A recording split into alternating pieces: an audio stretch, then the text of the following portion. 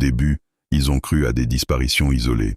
Rien de violent, rien de visible, aucun cri, aucune trace, aucun témoin. Juste des présences en moins. Toujours la nuit, toujours à la même heure, et toujours dans les mêmes rues. Les gendarmes ont parlé de coïncidence. Les habitants, eux, ont commencé à fermer leurs volets plus tôt. Parce qu'un détail revenait, encore et encore. Juste avant chaque disparition, quelque chose était filmé. Pas clairement, jamais au centre, mais toujours là, comme si ça savait où se placer, pour ne pas être vu. Puis quelqu'un a ralenti les images, image par image, et ils ont compris une chose. Ce n'était pas quelqu'un qui passait, c'était quelque chose qui attendait. Au début, personne n'a vraiment su dire quand tout avait commencé. Ce n'était pas un événement, pas quelque chose de brutal, plutôt une accumulation, un détail en moins, une habitude qui disparaît, une présence qu'on ne remarque plus. Dans certaines rues, le silence semblait différent, plus vide, comme si quelque chose manquait. Mais sans pouvoir dire quoi, les premières inquiétudes sont venues tard. Pas à cause de ce qui disparaissait, à cause de la régularité. Toujours la nuit, toujours entre 2 et 3 heures du matin, toujours dans le même périmètre, et surtout, toujours sans aucune trace, aucune effraction, aucun bruit, rien. Les gendarmes ont d'abord classé ça, rien de concret, rien de prouvable, mais les habitants ont commencé à changer leurs habitudes, fenêtres fermées, volets tirés. Certains évitaient même de regarder dehors la nuit, pas par peur, par instinct, comme si quelque chose observait en retour. Puis il y a eu le premier retour, retrouvé derrière une maison, allongée, intacte, aucune blessure, aucune trace de lutte. Mais quelque chose n'allait pas, quelque chose manquait, pas visible, pas mesurable, juste absent, puis un autre, même état, même absence. Comme si quelque chose avait été retiré, sans ouvrir, sans casser, sans laisser de marque. C'est à ce moment-là que les caméras ont été installées, pas partout, juste assez pour surveiller, comprendre, voir. Les premières nuits n'ont rien donné. Puis, une image, une seule. Une rue vide, un éclairage faible, et au fond, quelque chose. Flou, bas, trop bas, pas assez grand pour être humain. La forme reste immobile, puis elle disparaît, pas en bougeant, pas en fuyant, juste plus là. Quelques secondes plus tard, un mouvement entre dans le cadre, rapide, léger, un corps. Il avance, s'arrête, net, comme figé. Ses yeux fixent quelque chose, toujours hors champ, toujours au même endroit. Puis, l'image saute, une fraction de seconde, à peine visible, et le corps a disparu, sans bruit, sans mouvement, juste effacé. Ce n'est qu'en zoomant, en analysant, en regardant image par image, qu'ils ont compris. Ce n'étaient pas des humains, c'étaient des chats. Et à partir de ce moment, le problème n'était plus une disparition. C'était quelque chose qui choisissait. Et surtout, quelque chose qui avait commencé, très discrètement. Après la révélation, le silence a changé. Ce n'était plus un doute, c'était une certitude. Quelque chose prenait, et quelque chose choisissait. Les chats ont été gardés à l'intérieur, fenêtres fermées, portes verrouillées. Pendant quelques nuits, rien. Aucune disparition. Comme si le phénomène avait cessé, ou comme s'il attendait. Puis, les caméras ont recommencé à enregistrer quelque chose. Pas les chats, autre chose, toujours au même moment. Entre 2 et 3 heures du matin, une présence, difficile à définir, jamais nette, jamais complète. Toujours à la limite du cadre, comme si elle comprenait l'angle des caméras. Comme si elle savait exactement où se placer pour ne pas être vue. Mais elle était là, sur chaque enregistrement, à chaque nuit, au même endroit, immobile. Puis, un détail. Les chats, à l'intérieur des maisons, ont commencé à réagir, tous, en même temps, sans signal visible.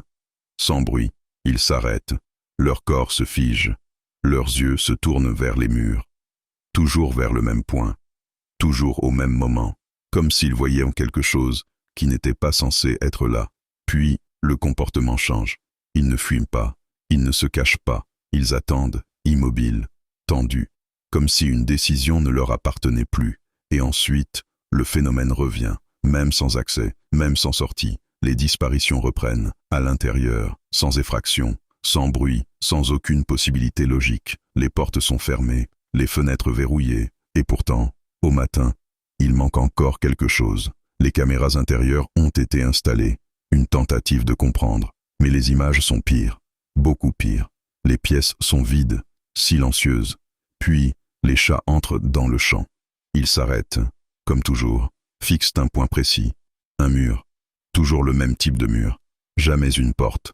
Jamais une fenêtre. Toujours une surface fermée. Puis, l'image se déforme, pas comme une coupure, comme une pression, comme si quelque chose passait à travers.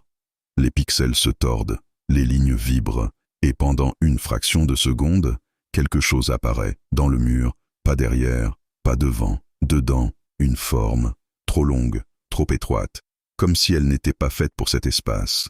Elle n'entre pas, elle traverse, sans ouvrir, sans briser, sans laisser de traces, puis, le vide.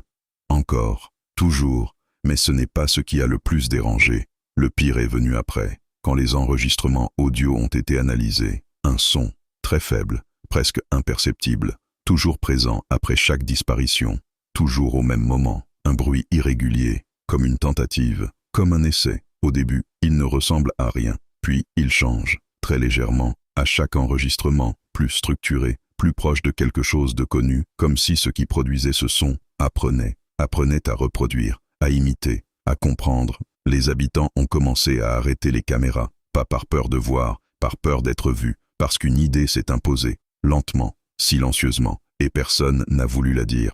Mais tout le monde l'a comprise. Ce n'était pas une chose qui chassait, ce n'était pas une chose qui tuait, c'était une chose qui observait, qui sélectionnait, et surtout, qui s'entraînait. Puis une dernière vidéo, courte, instable, mais différente. Il n'y a pas de chat, pas de mouvement, juste une pièce vide, et au centre, quelque chose, immobile, pour la première fois, entièrement visible, mais impossible à décrire, comme si l'image refusait de le fixer.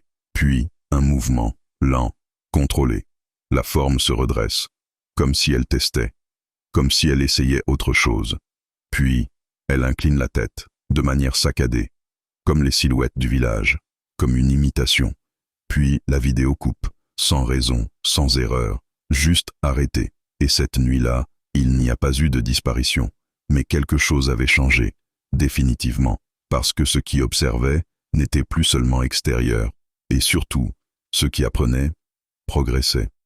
Après cette nuit, tout s'est arrêté, plus aucune disparition, plus aucun mouvement étrange, plus aucune silhouette sur les enregistrements, comme si le phénomène avait cessé, ou comme s'il avait terminé. Le village a retrouvé son calme, un calme différent, trop stable, trop silencieux, comme si quelque chose s'était installé. À l'intérieur, les habitants ont commencé à reprendre une vie normale, fenêtres ouvertes, habitudes retrouvées. Mais pas complètement.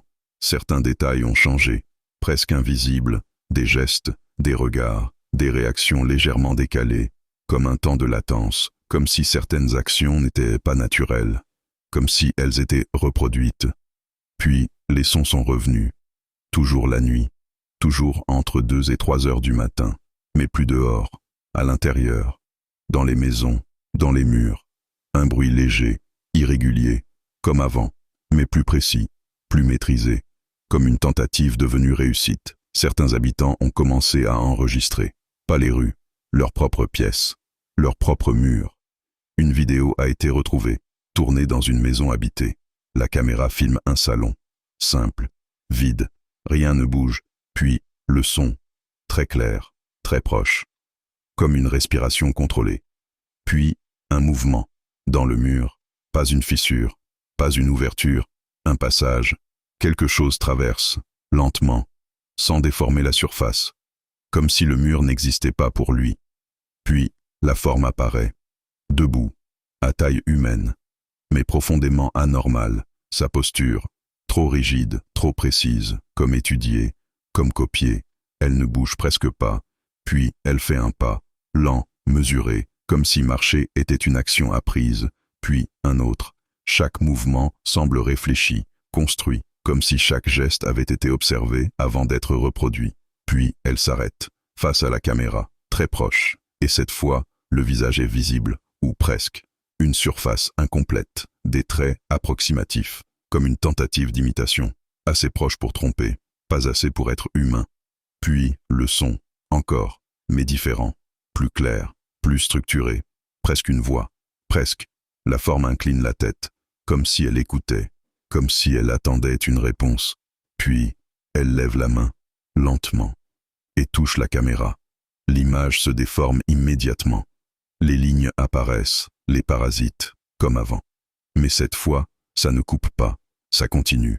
La caméra bascule légèrement, et dans le reflet, quelque chose apparaît. Derrière, pas dans la pièce, dans le mur. Des formes, multiples, petites, félines, immobiles, comme intégrées, comme utilisées. Puis, le noir. Depuis cette vidéo, plus rien n'est sûr. Certains disent que tout est fini, que les disparitions ont cessé, que le danger est passé, mais d'autres ressentent autre chose. Pas une présence extérieure, une proximité, constante, silencieuse, comme si quelque chose observait encore, mais différemment. Plus besoin de cacher, plus besoin de chasser, parce que maintenant, ce n'est plus quelque chose qui prend, ce n'est plus quelque chose qui observe, c'est quelque chose qui remplace. Et parfois, très tard, dans certaines maisons, un bruit se fait entendre, très léger, très précis. Un son parfaitement maîtrisé, presque humain, qui appelle, et ceux qui répondent ne sont plus jamais exactement les mêmes.